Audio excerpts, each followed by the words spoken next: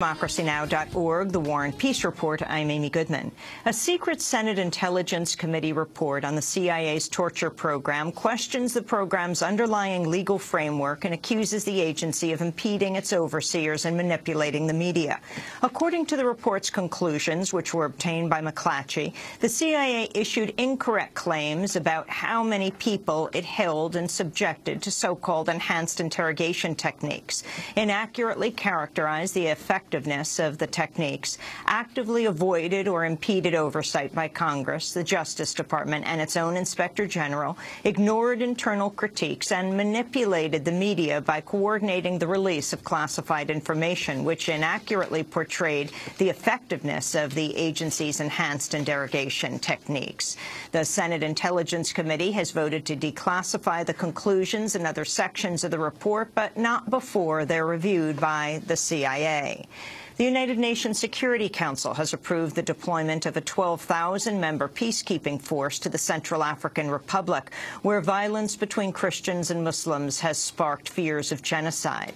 Thousands have been killed and hundreds of thousands displaced in months of fighting. Christian militias are carrying out revenge killings following abuses by Muslim Seleka rebels who seized power in a coup last March. On Thursday, the country's foreign minister praised the UN's resolution to intervene. We have the challenge of political reconciliation. So, as I mentioned in my speech, it's not up to the international community to solve our problem. The UN or the international community will never solve a problem for any country in the world. But the UN will create the necessary framework where all nationals, all the citizens of the Central African Republic will sit, discuss, talk to each other in order to find a lasting solution to the crisis in the Central African Republic. In the latest violence Tuesday, at least 30 people were killed when a Christian militia attacked a rebel-held town in a rural area north of the capital, Bangui. Tensions between the United States and Russia over Ukraine are continuing to rise. NATO has released satellite images showing Russian fighter jets and tanks near the Ukrainian border, where it says as many as 40,000 Russian troops have massed. Russia, meanwhile, has warned it could cut off natural gas supplies to Ukraine if the government doesn't pay its debts, a move that could impact the gas supply to Europe. Speaking before a Senate panel Thursday, Assistant Secretary of State Victoria Nuland, the top U.S. diplomat for Europe, said the U.S. has launched a truth-telling campaign on Ukraine. One cannot match the kind of money and effort in a closed society that Russia is putting into this, but we can certainly help our friends and partners debunk lies, get the straight story out. So we have redirected a great amount of public diplomacy funds to mounting our own truth-telling campaign. Victoria Nuland was caught on tape earlier this year favoring certain officials to replace Ukrainian President Viktor Yanukovych before he was ousted in a coup.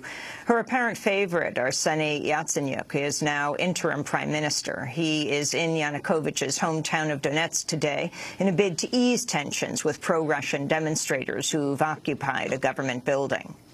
In Taiwan, police have moved to expel protesters who've been occupying parliament for more than 3 weeks in opposition to a new trade pact with China. Hundreds of protesters left Thursday after the head of parliament agreed to key demands, but hundreds more had remained overnight. Known as the Sunflower Movement and carrying sunflowers as a symbol of hope, the students entered parliament on March 18th to oppose the trade deal, which they say would benefit wealthy corporations while threatening democracy in Taiwan.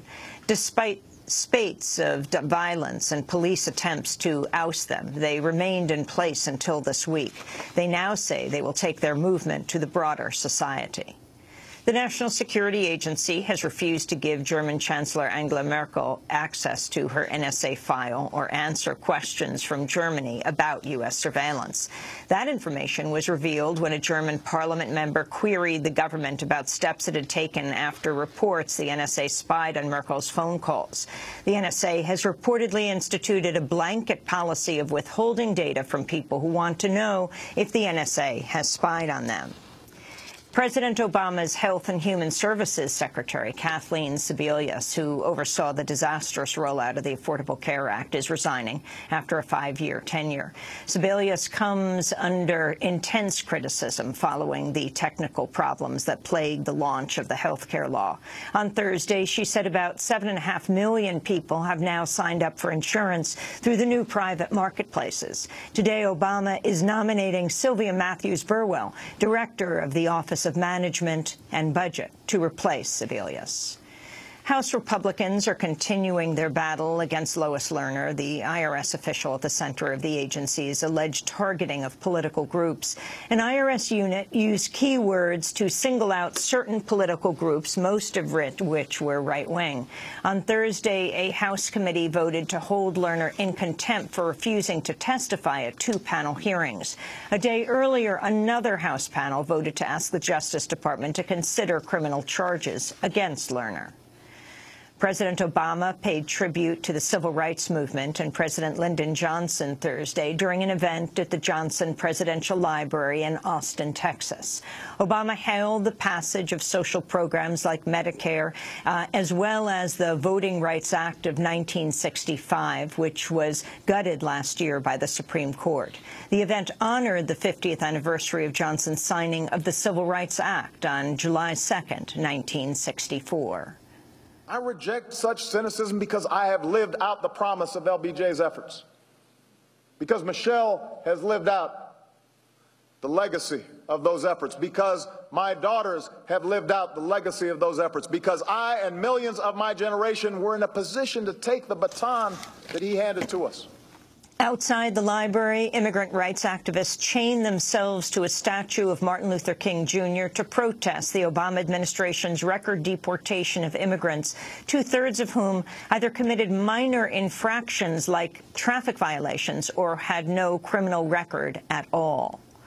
The Justice Department has issued a report on what it called systemic deficiencies pervading the Albuquerque Police Department, where officers have shot and killed at least 23 people since 2010. Most recently, the department faced scrutiny for the killing of James Boyd, a homeless man who appeared to be surrendering before police opened fire. The report calls for 44 changes to training and policies, including better procedures for handling the mentally ill. The findings were outlined by Jocelyn Samuels, Acting Assistant Attorney General for the Department of Justice's Civil Rights Division. Our investigation looked at officer-involved shootings that resulted in fatalities between 2009 and 2012 and found that a majority of them were unreasonable and violated the Fourth Amendment of the United States Constitution. We found that officers used deadly force against people who did not pose an immediate threat of death or serious harm to the officers or to others, and against people who posed a threat only to themselves. In fact, we found that sometimes it was the conduct of the officers themselves that heightened the danger and escalated the need to use force.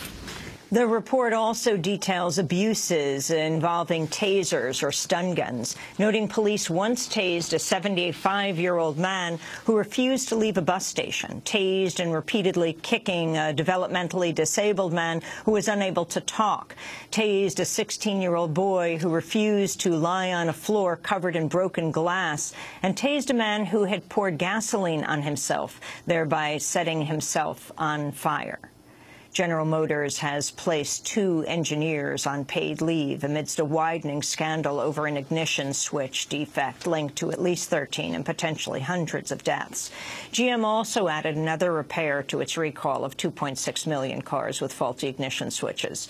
The cars will also require new ignition lock cylinders due to a flaw, allowing keys to be removed while engines are still running. GM says it has received several hundred complaints about keys coming out of ignitions. A federal judge has accepted a guilty plea from the hedge fund SAC Capital, sealing a $1.2 billion criminal settlement for insider trading. In total, the firm has agreed to pay $1.8 billion to settle civil and criminal probes, marking what the Justice Department called the largest insider trading settlement in history. 8 former SAC employees have been convicted or pled guilty to criminal charges, but that list does not include founder and CEO Stephen Cohen, who has not been criminally charged. Cohen's firm, renamed Point72 Asset Management, will now oversee his $9 billion personal fortune. And Glenn Greenwald and Laura Poitras, the 2 journalists who broke the story about Edward Snowden's leaks on NSA surveillance, are returning to the United States today for the first time since their reports were released. They're attending a ceremony in New York to receive the George Polk Award for National Security Reporting.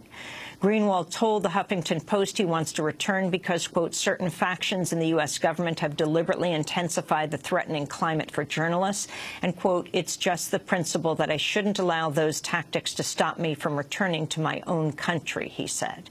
Greenwald's partner, David Miranda, was detained for 9 hours at London's Heathrow Airport last year under an anti-terrorism law.